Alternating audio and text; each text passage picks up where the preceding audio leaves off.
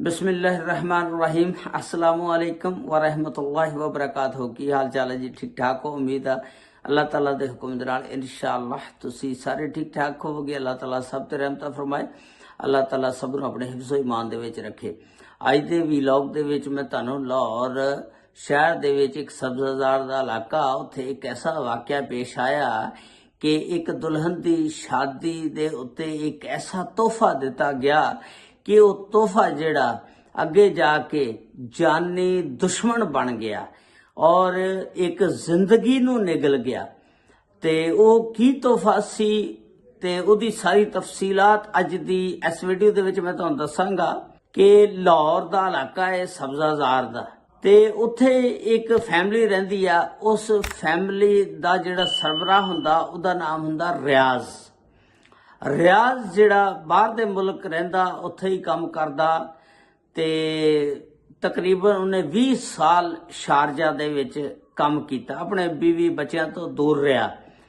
ते फिर उन्हें एंड ते आके कि यार मैं एडी दूर बीवी बच्चियां तो दूर रहना, उन्हें अपनी जमा पूंजी इकट्ठी कीती आके ते पाकिस्तान दे विच कारोबार कर लिया। ते उहदा नाम हुंदा रियाज ते उहदी बीवी दा नाम हुंदा परवीन। उन्हां दे 2 बेटे हुंदे आ ते 1 बेटी आ। रियाज दी साली दा नाम हुंदा इरम, यानी तुसी कह लो कि परवीन दी भैन, वो इस तो छोटी हुंदी आ। जदों उहदे रिश्ते दी गल चलदी आ, वो किसे होर दे नाल प्यार मुहब्बत करदी आ। वो जिहदे नाल प्यार मुहब्बत करदी आ उहदा नाम हुंदा इम्तियाज। ये इम्तियाज नूं रिश्ता देने वास्ते राजी नहीं हुंदे कोई भी रिश्तेदार। इम्तियाज की करदा कि वो 5 मरले दा मकान जिहड़ा ओह अपनी बीवी होण वाली जिहड़ी आ इरम उहदे नाम लगवा दिंदा। जिस वेले उहदे नाम लगवा दिंदा, रिश्तेदार सारे फिर राजी हो जांदे ने, एग्री हो जांदे ने। वो कहंदे ने वाह जी वाह, क्या बात है इम्तियाज दी, अल्लाह ताला इम्तियाज वर्गा खामद हर बीवी नूं अता करे। ते फिर उहदियां सिफतां हो जांदियां ते सारे फिर रिश्ते लई तैयार हुंदे ने, रिश्ता तय हो जांदा। फिर रिश्ता जिहड़ा 1 जनवरी नूं शादी रात दे टाइम उहदी हो जांदी आ। उस तो बाद फिर ये जिहड़ा इम्तियाज आ ते यह अपनी बीवी ते शक करदा और नाल फिर ये अपनी बीवी नूं कहंदा कि वो जिहड़ा 5 मरले दा जिहड़ा मकान मैं तेरे नाम लवाया वो वापस कर दे। ते एक दिन फिर ऐसा आंदा कि ये जिहड़े ने अपना रियाज ते परवीन सब्ज़ाजार दी तरफ आंदे ने, एक स्टोर तो कुछ शॉपिंग करके वापस जा रहे हुंदे ने। एक अननोन नंबर तो इन्हां नूं कॉल आंदी आ कि तुसी किथे हो। ये कहंदा यार मैं लियाकत चौक दी तरफों बिजली घर वाली साइड नूं जा रहा। वो बंदा कहंदा कि मैं तुहानूं मिलना चाहता, अपनी लोकेशन सेंड कर। ये कहंदा खैर आ। वो कहंदा कि आके मैं तैनूं मिल के दसदा। ये लोकेशन सेंड कर दिंदा। वो बंदा जिहड़ा हुंदा आके ते इनू उस लोकेशन दे उत्ते फौरन मोटरसाइकिल बाइक खड़ी करदा, उन्होंने रोक लैंदा। कहंदा कि मैं वो ही हां बंदा जिहने तेरे नाल थोड़ी जी देर पहलों टैलीफोन दे उत्ते गल कीती सी। ते वो बंदा कहंदा कि तुसी रियाज हो? वो कहंदा हाँ जी। वो कहंदा की काम आ मेरे नाल, तुहानूं कित्थों आए हो, किवें आए हो? वो बंदा कोई गल नहीं सुनदा, वो पिस्टल कढ़दा ते उहनूं शूट कर दिंदा, गोली मार दिंदा। परवीन साइड ते खड़ी हुंदी आ ते परवीन दियां अखां दे सामने उहदे शौहर नूं फायर मारिया गया, गोलियां मारियां गईयां। वो मौके ते हलाक हो जांदा। ये फिर FIR दर्ज हुंदी आ जिहदे विच मुद्दई बनदा फयाज रियाज दा भरा। उस तो बाद पुलिस इन्वेस्टिगेशन करदी आ और परवीन नूं पुछदी आ कि ये फायर तेरे सामने लगा? उन्हें कहा हाँ जी। उन्हें कहा किने मारिया? उन्हें कहा इस तरह एक अननोन नंबर तो कॉल आई सी ते सानूं लोकेशन दा कहा सी ते असीं लोकेशन सेंड कीती सी ते वो बंदा फिर आया साडी लोकेशन ते आके ते फायर मार के चला गया। पुलिस फिर तहकीकात दा दायरा वधांदी आ और फिर उस बंदे नूं गिरफ्तार कर लैंदी आ जिहड़ा शूटर हुंदा। वो शूटर नूं गिरफ्तार करके पुछदी आ हाँ बई तेरा की नाम? वो दसदा कि मेरा नाम हाफिज उस्मान आ। ਉਹਨੂੰ ਪੁੱਛਿਆ ਕਿ ਤੂੰ ਇਸ ਨੂੰ ਕਿਉਂ ਮਾਰਿਆ।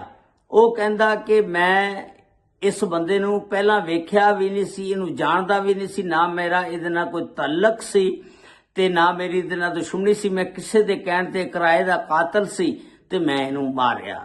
ਉਹਨਾਂ ਨੇ ਕਿਹਾ ਤੇਰੇ ਨਾਲ ਕੀ ਮੁੱਕਿਆ ਸੀ? ਉਹਨੇ ਕਿਹਾ ਕਿ 2 ਉਮਰੇ ਦੇ ਟਿਕਟ, 1 ਮੋਟਰਸਾਈਕਲ ਤੇ 30,000 ਰੁਪਈਆ ਮੈਨੂੰ ਇਹ ਜਿਸ ਬੰਦੇ ਨੇ ਦਿੱਤਾ। ਉਹਨੇ ਕਿਹਾ ਸੀ ਇਹਨੂੰ ਮਾਰ ਦੇ ਤੇ ਮੈਂ ਮਾਰ ਦਿੱਤਾ। ਫਿਰ ਉਹਨੂੰ ਪੁੱਛਿਆ ਕਿ ਤੂੰ ਉਹ ਬੰਦਾ ਦੱਸ ਜਿਹਨੇ ਤੈਨੂੰ ਇਹ ਸਾਰਾ ਕੰਮ ਕਹਿਣੇ ਦਾ ਕਿਹਾ। ਉਹਨੇ ਦੱਸਿਆ ਕਿ ਰਿਆਜ਼ ਨਾਮੀ ਬੰਦਾ ਆ, ਫਲਾਂ ਆ, ਤੇ ਉਹਨੇ ਕਿਹਾ ਸੀ ਇਹ ਮੇਰੀ ਬੀਵੀ ਦੇ ਨਾਲ ਭੈੜਾ ਆ, ਯਾਨੀ ਇਰਮ ਦੇ ਨਾਲ, ਤੇ ਇਹਨੂੰ ਇਸ ਦੁਨੀਆ ਤੋਂ ਟਪਾ ਦੇ। ਤੇ ਕਹਿੰਦਾ ਮੈਂ ਤਾਂ ਕਿਰਾਏ ਦਾ ਸੀ ਤੇ ਮੈਂ ਇਹਨੂੰ ਟਪਾ ਦਿੱਤਾ। ਤੇ ਫਿਰ ਉਸ ਤੋਂ ਬਾਅਦ ਇਹ ਹਾਫਜ਼ ਉਸਮਾਨ ਜਿਹੜਾ ਪੁਲਿਸ ਦੀ ਤਹਵੀਲ 'ਚ ਆ ਗਿਆ, ਲੇਕਿਨ ਜਿਹੜਾ ਇਮਤਿਆਜ਼ ਆ ਉਹ ਹਜੇ ਤੱਕ ਨਹੀਂ ਮਿਲਿਆ, ਉਹ ਫਰਾਰ ਆ, ਹਜੇ ਤੱਕ ਕੋਈ ਉਹਦਾ ਨਹੀਂ ਪਤਾ ਲੱਗਾ।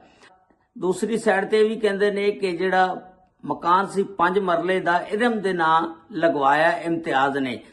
ਉਹ ਜਿਹੜਾ ਮਕਾਨ ਸੀ ਇਰਮ ਆਪਣੇ ਬਹਿਨੋਈ ਰਿਆਜ਼ ਨਾਲ ਮਿਲ ਕੇ ਤੇ ਬਾਰੋ-ਬਾਰ ਉਹਦਾ ਸੌਦਾ ਵੀ ਕਰ ਲਿੱਤਾ ਸੀ। ਦੱਸਦੇ ਨੇ ਕਿ ਉਹਦਾ ਸੌਦਾ ਹੋ ਗਿਆ ਸੀ ਲੇਕਿਨ ਹਜੇ ਪੈਸੇ ਨਹੀਂ ਸੀ ਫੜੇ। ਤੇ ਇਸੇ ਦੌਰਾਨ ਰਿਆਜ਼ ਨੂੰ ਬਹੁਤ ਜ਼ਿਆਦਾ ਗੁੱਸਾ ਚੜਿਆ ਕਿ ਇਹ ਜਿਹੜਾ ਮਕਾਨ ਮੈਂ ਵਾਪਸ ਮੰਗ ਰਿਹਾ, ਇਹ ਇਰਮ ਨੇ ਬਾਰੋ-ਬਾਰ ਆਪਣੇ ਬਹਿਨੋਈ ਦੇ ਨਾਲ ਰਲ ਕੇ ਵੇਚ ਵੀ ਦਿੱਤਾ।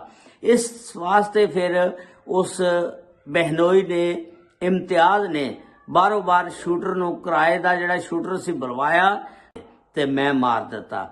ਫਿਰ ਉਹਨੂੰ ਪੁੱਛਿਆ ਕਿ ਤੂੰ ਉਹ ਬੰਦਾ ਦੱਸ ਜਿਹਨੇ ਤੈਨੂੰ ਇਹ ਸਾਰਾ ਕੰਮ ਕਹਿਣੇ ਦਾ ਕਿਹਾ। ਉਹਨੇ ਦੱਸਿਆ ਕਿ ਰਿਆਜ਼ ਨਾਮੀ ਬੰਦਾ ਆ, ਫਲਾਂ ਆ, ਤੇ ਉਹਨੇ ਕਿਹਾ ਸੀ ਇਹ ਮੇਰੀ ਬੀਵੀ ਦੇ ਨਾਲ ਭੈੜਾ ਆ, ਯਾਨੀ ਇਰਮ ਦੇ ਨਾਲ, ਤੇ ਇਹਨੂੰ ਇਸ ਦੁਨੀਆ ਤੋਂ ਟਪਾ ਦੇ। ਤੇ ਕਹਿੰਦਾ ਮੈਂ ਤਾਂ ਕਿਰਾਏ ਦਾ ਸੀ ਤੇ ਮੈਂ ਇਹਨੂੰ ਟਪਾ ਦਿੱਤਾ।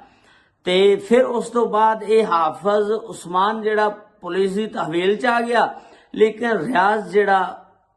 ਲੇਕਿਨ ਜਿਹੜਾ ਇਮਤਿਆਜ਼ ਆ ਉਹ ਹਜੇ ਤੱਕ ਨਹੀਂ ਮਿਲਿਆ, ਉਹ ਫਰਾਰ ਆ, ਹਜੇ ਤੱਕ ਕੋਈ ਉਹਦਾ ਨਹੀਂ ਪਤਾ ਲੱਗਾ।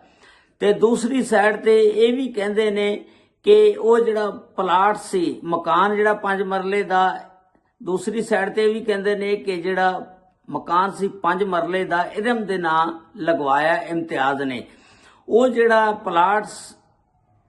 ਜਿਹੜਾ ਮਕਾਨ ਸੀ ਇਰਮ ਆਪਣੇ ਬਹਿਨੋਈ ਰਿਆਜ਼ ਨਾਲ ਮਿਲ ਕੇ ਤੇ ਬਾਰੋ-ਬਾਰ ਉਹਦਾ ਸੌਦਾ ਵੀ ਕਰ ਲਿੱਤਾ ਸੀ। ਦੱਸਦੇ ਨੇ ਕਿ ਉਹਦਾ ਸੌਦਾ ਹੋ ਗਿਆ ਸੀ ਲੇਕਿਨ ਹਜੇ ਪੈਸੇ ਨਹੀਂ ਸੀ ਫੜੇ। ਤੇ ਇਸੇ ਦੌਰਾਨ ਰਿਆਜ਼ ਨੂੰ ਬਹੁਤ ਜ਼ਿਆਦਾ ਗੁੱਸਾ ਚੜਿਆ ਕਿ ਇਹ ਜਿਹੜਾ ਮਕਾਨ ਮੈਂ ਵਾਪਸ ਮੰਗ ਰਿਹਾ, ਇਹ ਇਰਮ ਨੇ ਬਾਰੋ-ਬਾਰ ਆਪਣੇ ਬਹਿਨੋਈ ਦੇ ਨਾਲ ਰਲ ਕੇ ਵੇਚ ਵੀ ਦਿੱਤਾ। ਇਸ ਵਾਸਤੇ ਫਿਰ ਉਸ ਬਹਿਨੋਈ ਨੇ ਇਮਤਿਆਜ਼ ਨੇ ਬਾਰੋ-ਬਾਰ ਸ਼ੂਟਰ ਨੂੰ ਕਿਰਾਏ ਦਾ ਜਿਹੜਾ ਸ਼ੂਟਰ ਸੀ ਬੁਲਵਾਇਆ ਤੇ ਰਿਆਜ਼ ਨੂੰ ਜਿਹੜਾ ਉਹ ਠਿਕਾਣੇ ਲਾਤਾ, ਫੈਰ ਮਰਵਾਤਾ। ਤੇ ਲੇਕਿਨ ਦੇਖਣ ਵਾਲੀ ਗੱਲ ਇਹ ਆ, ਉਹ ਹਾਫਜ਼ ਉਸਮਾਨ ਜਿਹੜਾ ਸ਼ੂਟਰ ਸੀ ਉਹ ਐਡਾ ਬੇਵਕੂਫ ਬੰਦਾ ਨਿਕਲਿਆ। ਉਹਨੇ 2 ਉਮਰੇ ਦੇ ਟਿਕਟ ਲਏ ਕਿ ਮੈਂ ਗੁਨਾਹ ਕਰਕੇ ਜਾਵਾਂਗਾ, ਅੱਲਾ ਅੱਗੇ ਉੱਥੇ ਗਿੜਗੜਾਵਾਂਗਾ, ਬਖਸ਼ਵਾ ਲਾਂਗਾ। ਭਈ ਯਾਰ ਤੇਰਾ ਕਾਹਦਾ ਉਮਰਾ ਆ, ਕੀ ਕਰੇਗਾ ਤੂੰ 2 ਉਮਰੇ ਦੇ ਟਿਕਟ ਲੈ ਕੇ, ਜਦੋਂ ਇੱਕ ਨਾ ਹੱਕ ਜਾਨ ਨੂੰ ਇੱਥੇ ਤੂੰ ਕਤਲ ਕਰਕੇ ਜਾ ਰਿਹਾ। ਤੈਨੂੰ ਖੌਫੇ ਖੁਦਾ ਨਹੀਂ ਹੈ, ਅੱਲਾ ਦਾ ਖੌਫ ਨਹੀਂ ਹੈ, ਅੱਲਾ ਤੋਂ ਨਹੀਂ ਤੂੰ ਡਰਦਾ। ਤੂੰ ਜਾਣਾ ਅੱਲਾ ਦੇ ਘਰ ਦੇ ਵਿੱਚ ਆ ਤੇ ਇਥੋਂ ਕਤਲ ਕਰਕੇ ਜਾਏਗਾ।